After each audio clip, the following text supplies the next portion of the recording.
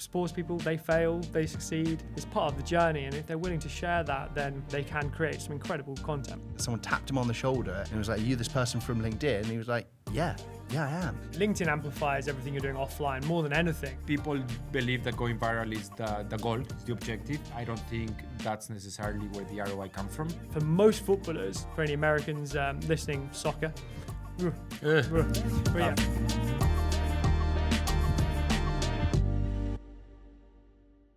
Okay, gentlemen, we're back for episode 2 of What Just Happened. We're back. We are back. Episode 1 was, I think, a success. Yeah. We didn't have to blame it on the algorithm, thankfully. Some good feedback, lots of feedback, which is superb. Let's see who our friends of the pod are on this episode. We have a few friends. A few friends, just a few. But yeah, we got quite a lot of love. I was quite surprised with the level of traction, positive comments, DMs.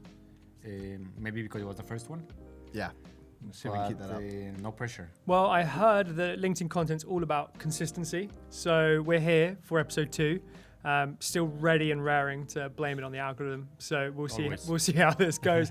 But I think what was quite funny about the last episode, we kind of put it in our copy around the promotion of the episode, was that LinkedIn actually released their top voices quite literally 18 hours after we sort of hit stop on the record for episode 1, which was quite nice in a way because there was a lot of noise around LinkedIn top voices. We kind of told them what to do without knowing what they were going to do, which is pretty awesome that they clearly, did a lot of last minute changes to how they were going to announce it to put into play what we said.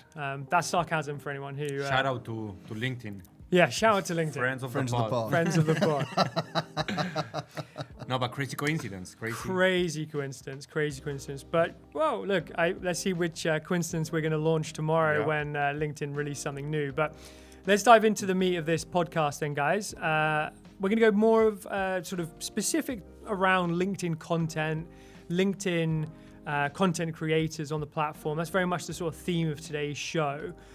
So Harry, do you want to lead us with sort of something that you've been turning over in your mind for the last month? Yeah, so I'm going to open with a question, which is to both of you, both James and Danny. You have each individually gone viral on a few occasions, a few different posts, maybe Danny more than James. But my question to you is, how many of those viral posts have resulted in a genuine inbound lead? Go on, Danny, you tell us first. Yeah, it's always a tricky one, a good question. And I've been lucky enough to have gone viral a few times, which is always fun. You have to admit there's some sort of dopamine hit. That ego got stroked. Even though we always say numbers don't matter, they do. Having said that, I always give the example of going viral doesn't necessarily lead to something tangible. Meaning I've gone viral, but nothing happens on the back of that post. You do get some follower boost, you do get some level of excitement, it's fun. But I remember, and I think I did a post about that a few months ago. I went viral. Then a few days after, I did a post and I got a normal engagement, 100 likes, 30 comments. But on the back of that... Normal 100 likes. Normal for me. So for all those people out there that don't get 100 likes on each of their posts, don't worry, LinkedIn. Sorry, don't worry. Call us. Yeah, don't worry. Don't worry. Danny's been in the game for a while. He's built up quite a good. But to your question, I think people believe that going viral is the goal, is the objective. I think there's something to it, but on LinkedIn especially, I don't think that's necessarily where the ROI comes from. Yeah. So that's my feeling. I mean, my answer to that, in short, is no. Like, I've gone viral probably about 3-4 times, all in really, really succinct sort of period of time. And I'd actually say there is something which maybe we can go into another time, which you kind of should and do ride a wave. I really believe that sort of once you earn those eyeballs and you go viral with whatever type of content, often not specifically related to your service or offering, I find anyway. Often it's sort of a reactive piece of news or something very relevant or to many, to the mass.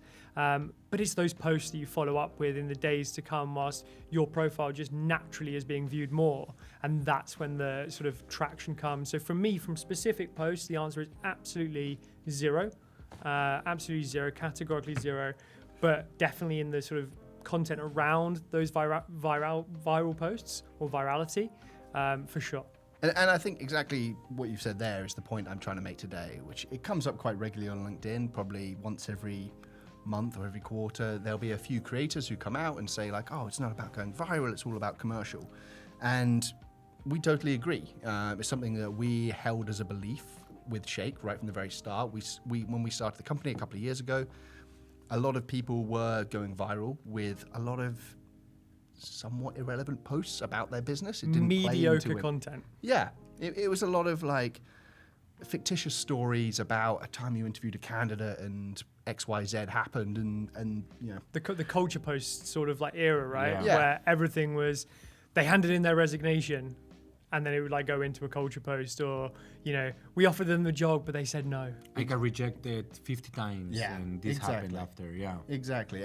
You know, and we started the business with the belief that that was not the way to do content. The way to do it was to appeal to your niche and provide more, for lack of a better word, value towards your target audience. I remember saying something that in order to be useful, you have to be specific. When you go viral, by default, you're appealing to everyone, so you're not being very useful. Yeah, exactly. And you know, I think what brands need to be doing on LinkedIn is articulating customer pain points, explaining how their business could solve those pain points, and then giving real life examples. So if you can go and produce a piece of content that's like, here's the pain that we've seen, here's how our solution can solve that problem, and here's an example of where it really happened, then I think that's the holy grail when it comes to LinkedIn content. And actually, that content will only speak to 100 people, but it speaks to 100 people directly in your niche and 100 people who are really going to be customers for your business. And that's far more valuable as a company than going viral ever is. Yeah, just playing devil's advocate, there's always going to be people say, yeah, it's good to go viral. Yes, it's good to get that attention, maybe top of funnel, but that shouldn't be your objective on LinkedIn. Whereas you want to be useful, you want to be trustworthy. How you do that is by being specific, by talking to your specific knowledge and niche. So yeah, virality can help, but that's not the goal on LinkedIn. I've always said that, and I still believe that, so completely agree with you. Yeah, 100%. And we've seen it with clients, right? So we have a number of clients who report that their best performing posts are the posts that have a few hundred impressions. They'll have other posts that get tens of thousands, but those tens of thousands don't ever lead to actual sales and actual commercial conversations. So we see it directly, you know, every week, and you guys have seen it in your own experience posting on LinkedIn. And I think to your point, there's also a slight disclaimer to this, that going viral, I suppose perhaps as James talked about at the start there actually, going viral is handy to earn the eyeballs and kind of get a little bit of the eyeballs that then trail onto the content that follows, but it's not the bit that actually converts. So you need to have a bit of balance, and I do think there's an element that's beneficial to maybe perhaps not necessarily going viral, but to getting higher impressions. And I think you can do that with really relevant content still. So company wins, new clients, any sort of like, big press releases, new partnerships, new sales, anything like that is perfect for actually drawing more eyes to your personal page. And then you can follow up with really valuable insights that speak to your niche and then drive sales. And you can get that balance right. Yeah, I think, as you say, going viral is great. I think it is one of those things where it feels great. It definitely can benefit your business. It can definitely benefit your profile. Can add a load of followers. Can add social proof to your profile. Because of that, of course, that's when actually you dive into a lot of people with big audiences. You should look at how well they're engaged. Content is from the specific niche that they should be talking about. And exactly as you say, or Danny, you said, right? It's not the objective. It shouldn't be the objective. 100% is something which you should consider in terms of appealing to maybe a more mass majority to allow yourself to go viral, or being so reactive around a hot topic or trend to jump on that and create good content around that. If your only objective is let's go viral with my content, honestly, I'd be curious to see what the actual tactic was there, and I reckon the content would be absolute trash. And what still blows my mind, though, is everyone seems to know this, and you hear it a lot from clients, a lot of personalities on LinkedIn. Yet, if impressions drop for even a split second, they send you a message like, my impressions are down. And you're like, oh, well, hold on a minute, we've been through this. Like, we've had this whole conversation, and you even expressed to us that it was this post that was driving revenue that was only getting a few hundred impressions, and this post that was driving thousands of impressions wasn't getting you any revenue at all.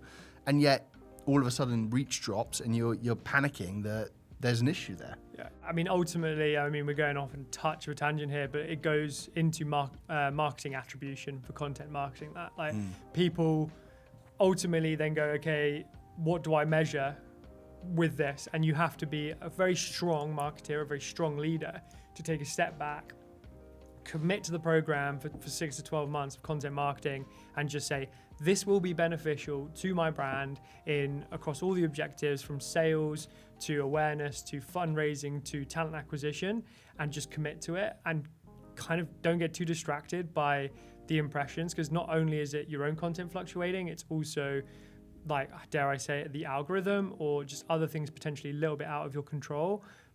But ultimately, those people that kind of complain about the platform blame the algorithm. We haven't had to do that yet, so it's okay.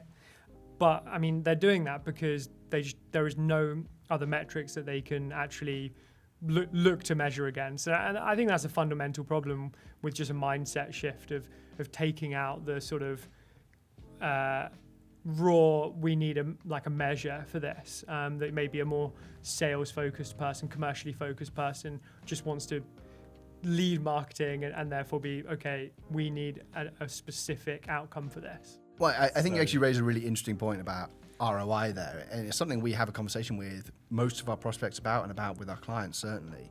And it's the ROI from LinkedIn content doesn't follow a logical pattern. It's not you put up this post, you get this result. Don't get me wrong, you occasionally see clients who have sort of simple sign-up platforms as part of their service, and you can see the correlation between post this day and sign-ups this day.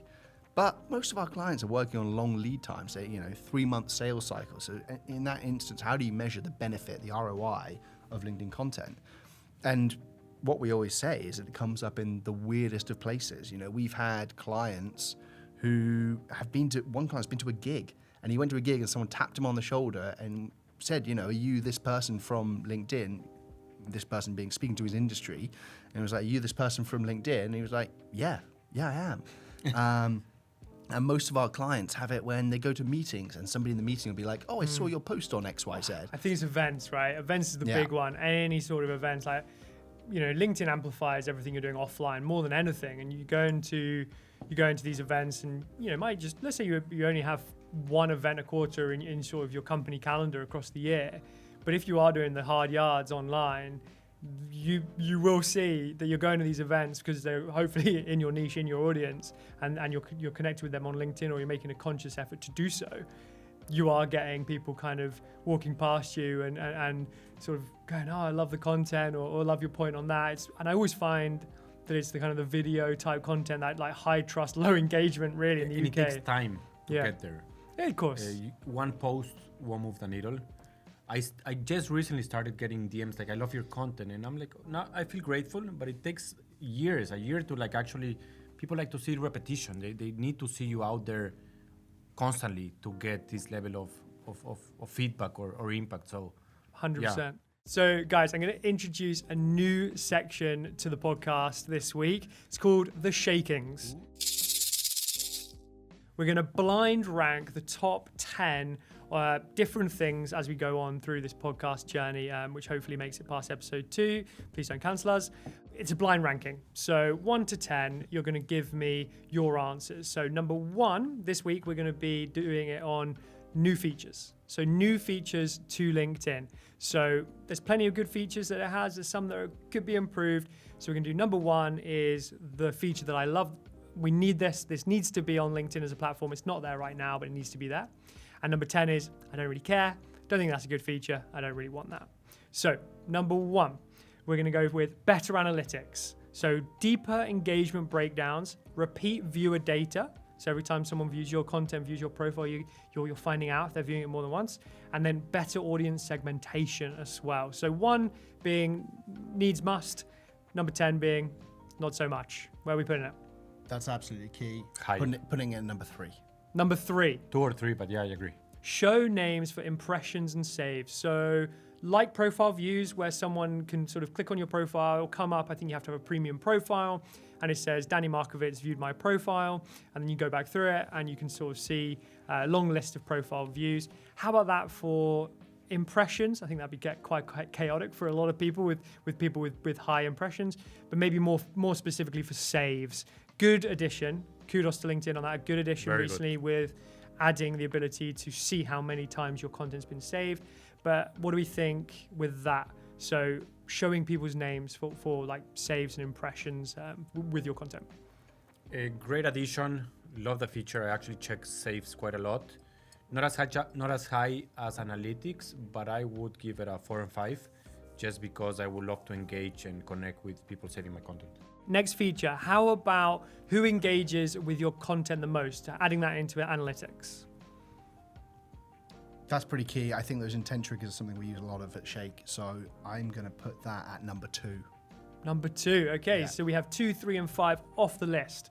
Next up, we have bringing back pinned comments. And we cannot repeat numbers, right? Yes, correct.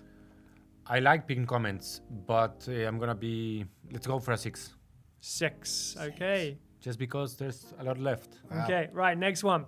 Custom feeds. I love this one. I don't know if you guys are going to love it, but custom feeds. So filter by industry or selected members. So you can select who comes onto your custom feed. Wow. That's Good one. That's an interesting one. I think being able to find new creators on the platform is something that LinkedIn needs to improve. And actually, I think custom feeds has the opposite effect. So I'm putting custom feeds at 8. Wow. Bring in the hammer. Okay, next one, we're going to go with editing your visuals after posting. So at the moment, after you post, you can't edit your image, you can't swap it out, Right. and you can't edit your video either. You can't add a thumbnail afterwards. How about that? I'm gonna go with a 4 because I think that's very annoying that you can't do that. Not giving it a 1, that we still. Do you have to delete that post and repost it? I'm gonna go with 4, which is not the 1, but the closest to 1 Okay, so remaining. This is a challenge, Danny. Danny's too optimistic. He's too positive. Everything's up there. okay, so same theme for the next one. Editing your post after 60 minutes. See, after 60 minutes, I'm not that fussed on that. I think if you're going to edit your post, you sort of notice the issue that's come up within the first, few minutes, few seconds even. I agree. I think if you're editing after 60 minutes, then there's room for something unfair to be done there. So I'm going to put that in at 10. Wow. I agree. Not a big deal. Right at the end. Flying into the next one, and I think very relevant to a lot of people's conversation online right now, comment filters. So those that when you do view someone's post, you can filter it by sort of cutting out the AI spam, cutting it by keywords, cutting it by themes, so filtering out comments. Someone who gets a lot of comments. Good one and timely, because I think LinkedIn is also cracking on AI comments, which I think aligns to this feature. Maybe I'll give it, I don't know if we used 4 already, but I will go high with this one because comments are becoming super important on LinkedIn. I think 6 is outside of 1, I think 6 is what you're going to have to go with I'll here. take a risk. I'll go with 6. Okay, we're going to go with 6. Next one is very relevant to this podcast, longer native video uploads. So at the moment, you are capped to 15 minutes for the upload. That's why you see 2 of us every single week. Where are we putting that? That's a tricky one. I think we've used up too many of the top spots, so let's go number 1. Let's go Let's number go with one, number 1. because not only because of us, but I do think LinkedIn, and I'm glad to see it's becoming a place where more original content is happening, longer dives, deeper dives, and people want to see it. If it's good content, you want to watch it. So I like it. Yeah, absolutely. And I think if we're believers in the platform, We believe. we're gonna have to see them take on some of the other social media platforms out there which do allow those longer uploads. I wouldn't be surprised if tomorrow LinkedIn announces the limit going up to infinity. They have precedent. They do have precedent. They have definitely got this room mic'd up, which means the last one, which is going to go in at number 7, is monetizing newsletters. Ooh. So newsletter advertising options. Only so newsletters. On LinkedIn, advertising within your newsletters native to the platform. So that was the other one. That's a good one. I like that. So 7 feels harsh. 7. 7 is where 7, but it's I Seven think it's a where good feature. Much needed. And I think that probably raises a good point, actually, which is monetization In across general, the platform yeah. needs to be more accessible. If you're trying to be a creator-led platform in any way, shape, or form, you've got to have more monetization options. We had this conversation with somebody literally last week. Monetization in newsletters makes sense. Being able to monetize your content in any way makes sense. I think it's a great topic, a deep dive for our next episode, just on monetization. Tons to unpack. Yeah. Tune in next time. Let's talk about something really close to home, something we care a lot about, which is the change in the type of content creator that's coming onto the platform. Really, over the recent period, we have seen this type of content creator have no worries about their impressions, no worries about their engagement, and that's the elite performer. It's the athlete. We're seeing more and more of them on the platform. And Danny, you've been doing some research into this. Yes, this actually sits very close to me. Just quick context story. When I was at LinkedIn, I remember just a few months after I joined, trying to raise internally the fact that I think sports has huge potential on the platform. It was not an easy sale, not to blame LinkedIn. Sports was not seen as a native industry or focus for the platform. But I'm a huge sports fan. So selfishly, I continue pushing. I remember back then, maybe 4 years ago, there were barely any athletes on the platform. I remember Gary Neville. He was one of the OGs. But besides him, I don't think there were many strong voices. And also to add some context, I remember reaching out to a few footballers, basketball players on the platform, outside the platform, trying to convince them to come to LinkedIn. I got a lot of F-offs in a polite way, which was fun. And I don't blame them. Again, LinkedIn was not seen as a place where there was space for athletes, but slowly that started changing. It took some time to get it going, both internally and externally, but I think the shift has definitely happened every day, and that's why I think it's relevant to this month of what just happened. I have seen a lot more elite names joining LinkedIn, NBA, football, NFL. I'll share a few examples, but basically, slowly but surely, we started seeing a lot of big names joining the platform. I remember a lot of F1 drivers. I was going to say, you worked with Lewis Hamilton, right? Yeah, So I'm not going to take all the credit, but directly or indirectly, I helped onboard Lewis Hamilton, Andy Murray, Mario Götze, friend of the pod, who, by the way, in my opinion, I think is one of the most... he's doing it so well. He's doing so well because I think he really cares, and I know firsthand, having spoken to him and his team, that LinkedIn, and I think this is actually super important, is one of the only platforms where these big names are quite active and quite hands-on. We all know tier 1 athletes have their entourages, which is totally fine. But on LinkedIn, they feel much more, it's much more personal, right? So Mario Götze, it's not only sharing his life as a footballer, but he's sharing his thoughts about the VC industry, what he's investing on, why is he investing on.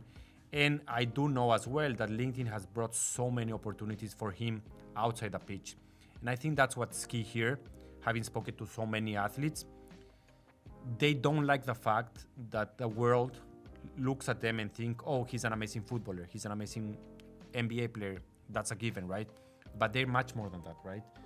They are dads, they are moms, they support charities, they are business people, they're entrepreneurs, more and more. So they want to diversify their identity. I think that's really key. LinkedIn is a platform where they can diversify their identity. 100%. And we've started working with some elite performance, over the course of the last period here at Shake as well. So we are seeing this trend like unfold in front of us, right? And we have loads of sort of first-hand knowledge about how the platform is changing for these people and how much of a great impact it can have, like just because they have been at the top of their game. And we're talking, there are so many athletes that aren't, the household names that you may have heard of, like a Lewis Hamilton or an Andy Murray, right? There's so many athletes out there. I actually have a really cool stat for you. So 2% of professional athletes in worldwide football earn over 720 grand per year, with over 45% earning less than $1,000 per month, which obviously reinforces that for most footballers, specifically, for any Americans listening, soccer, but footballers, business after sport or a life after sport is not just that would be nice. Like it needs to happen for them. A big point, something I changed my mind about, was that I believe when it comes to sports, the most natural fit are players that are close to retiring or retired, which makes sense. They're already thinking about their next play, what's happening after they retire. But I've been changing my mind, and now I think it's equally important or as important for those who are just starting. One, because we forget that many of these up-and-coming athletes might not necessarily make it. And you want to use LinkedIn to de-risk your career, to position yourself as much more than an athlete. You have ideas, you have thoughts. So that's one side of it. Another really, really good case study that people might have seen on LinkedIn, especially in the US, is this guy, Fernando Mendoza. I don't know if you guys have seen what's happening on LinkedIn with him. He's a college quarterback. I think he's one of the best college recruits. I'm not a big American football expert, but I've been following this story specifically. I think he's going to get recruited soon. And by the way, he didn't have any other social media until recently besides LinkedIn. So LinkedIn was his go-to platform. And all his posts, I've never seen this level of engagement. I'm talking about 100K plus engagements on a post. That probably translates to, based on my experience, 100 million impressions, which is insane for LinkedIn. And people want to hear from him. You go to the comments, and it's not American football fans. It's people that relate to his journey, to his story, about overcoming challenges, of sharing his, struggle. So it's more of a career angle, not about the highlights about the sport. So I think that's really, really unique to LinkedIn. And by the way, a lot of the partnerships and things happening commercially are happening on the back of LinkedIn. He just closed a deal with Taco Bell because of a LinkedIn post. All sorts of stuff happening on the back of LinkedIn. And I think this is just the beginning of young players, but also older players, leveraging LinkedIn to get in front of the decision makers, the people with the budgets. That's what I've been hearing about LinkedIn that's different from TikTok, from Instagram. It's less about the numbers. For the sake of numbers, you can get millions of impressions, as we've seen, but it's more about the quality of conversations and connections you can have on LinkedIn. Yeah, and LinkedIn claims that there's over 60,000 athletes on the platform already. Like, this is something which you're just going to see and see and see. And specifically to our sort of British audience, if you're looking down the tiers of English football, some of them are semi-pro, or many of them are semi-pro, some of them are still amateurs, some of them just turned professional, and they will be making, let's just say, good money, but that may be done by the time they're in their late 20s.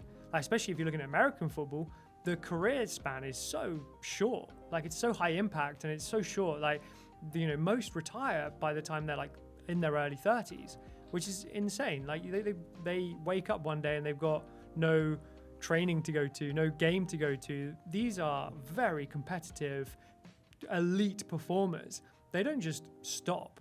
Like, they will go do something else. And those that have been maybe unfortunate and been injured or not made it to the heights that they may wanted to, they need to turn their attention to maybe something which they are good at, which is being that public figure and putting themselves out there, which they have been doing on the pitch, every week in, week out. And they can just do the same and just tell their story on LinkedIn. And as you say, entrepreneurs, sports people, they fail, they succeed. It's part of the journey, and if they're willing to share that, then they can create some incredible content. I'm excited about the shift. I've been speaking to a lot of athletes, a lot of athlete talent managers, and LinkedIn is becoming a priority, which honestly was not the case just a few years ago. So I think this is super exciting, at least for me. Yeah, absolutely. And at Shake, we're establishing sort of an entire division, like dedicated to sort of elite performers. That's something you're leading up, Danny.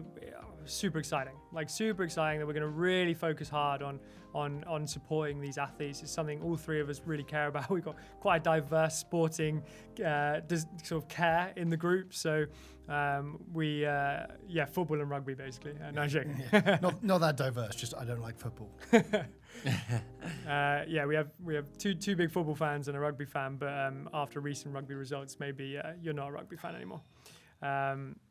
Right, lads, shall we go into what's in and what's out this week? Let's go. So I've got a really good one for you, and I don't know if we can call LinkedIn a friend of the pod, but this one in is from the VP of Product of LinkedIn, Gyanda, and she says this on a regular update, which was automated comments submitted to LinkedIn via a browser extension, script, or third-party tool without human action involved in clicking the comment button are not allowed on LinkedIn. Instead, we want to focus on the comments that are authentic and spark genuine conversations. Now, talk about something that we can all get behind. It's about time. It's about time. And just side note, Gyanda, I don't know her personally, but I think she's been doing a fabulous job at just getting out there, being a voice for many of the members, just sharing amazing updates. Reminds me of Adam Ossetti at Instagram, but I think she's just comes out about really, really well, natural and great update, of course. I think much needed. I mean, of course it's LinkedIn, of course people are going to pay attention, but there's a lot to be learned from her content, and that's, I think, one of the other reasons why it's in.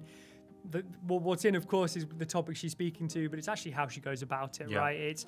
She is literally just going, this is like a product release. Casual. Think about how many companies that are in the tech space that have product releases, and she's just jumping on to her audience that use the product and via video. And it's not I know we're in a studio today, guys, and we do actually produce a lot of high quality premium content, but we're also very much understanding that some businesses aren't able to do that, and it's also not necessarily essential. I think you've got to combine the different formats, and in this sense she's just kind of looks like she's in the office and she's recording herself on a regular basis and producing that. And that leads me to what's out, and it's exactly that. It's the automated comments from third parties. So it's very linked what's in, what's out for this week, but I mean, gosh, it needs to end soon, right? I think it's great to see LinkedIn doing something about it. I'd love to see how this actually affects the platform. I think they've got quite a task at their hand of all the things they have been trying to do over the last 6 months, 8 months. I think this is going to be a big one. And it could be just a closing down of their APIs again and just saying absolutely not.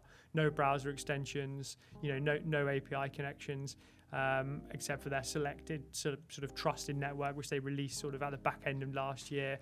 I could see that being one route. Obviously, we don't know. We're not inside LinkedIn's product team, but all I can say is I'm very grateful that they're making a move on this, because they're listening to people, which I think it's amazing.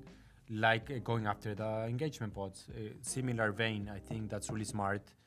Not saying that's easy, but I think they're the right moves, and hopefully they reward the people that deserve it. So I think it's definitely the right direction. Yeah, I mean, listening to people is all the users of LinkedIn I think actually want, which is the people who are on it all day, every day, producing content, sharing content with their audiences, trying to make the most of the platform, the ones who are most engaged with it. They have a lot of feedback, and I think LinkedIn needs to listen to it, and it looks like they are, which is awesome. Harry, you're looking a little warm there, mate. Yeah, tell me about it. Wrong jumper for the evening, but maybe it is just because we've been hiring on LinkedIn, and my hot take is that LinkedIn's recruitment platform is terrible. So yeah, we've been giving LinkedIn a lot of love and flowers, but there's always things to improve, I'm sure. Yeah, so our experience of hiring a recent account manager through LinkedIn, put the job live. LinkedIn gave us a free upgrade to LinkedIn's AI recruiter platform, and LinkedIn started suggesting that we directly outreach to a bunch of accountants for the job because they saw account manager and pieced that with accountants. It then started rejecting people. The AI started rejecting people who are absolutely fine for the job. So my hot take of the week is AI's recruitment platform is poor. Needs some work. Definitely we've been giving LinkedIn a lot of love in this episode. So LinkedIn, please don't cancel us. We if you heard that and that's all you heard, let's make sure you go back and rewind the episode. But yeah, I think 100% needs some work. And that job opportunity is still live, depending on when this goes out. Definitely worth having a look on Shake Content's job adverts. We are hiring for an account manager based here in London. You get the opportunity to come work with us, which, is a dream come true for many. The dream. Absolute dream. Absolute dream. Lads, should we wrap the pod? I got one more. Ooh, feeling spicy. Coming at you with the clanger of the week. A new segment. Clanger of the week this week goes to our very own James Farnfield, who in a recent workshop said to an audience of people when he pulled up the slide, the classic PowerPoint deck, third slide in, here are the numbers. James looked at it and said, these are some numbers. I don't know these numbers. I know other numbers. Roll I don't know what clanger of the week means, but that's a clanger of the week. And that's the clanger of the week. I don't know these numbers, but I do know some numbers, and that's the pod. Thank you very much. See you in episode 3.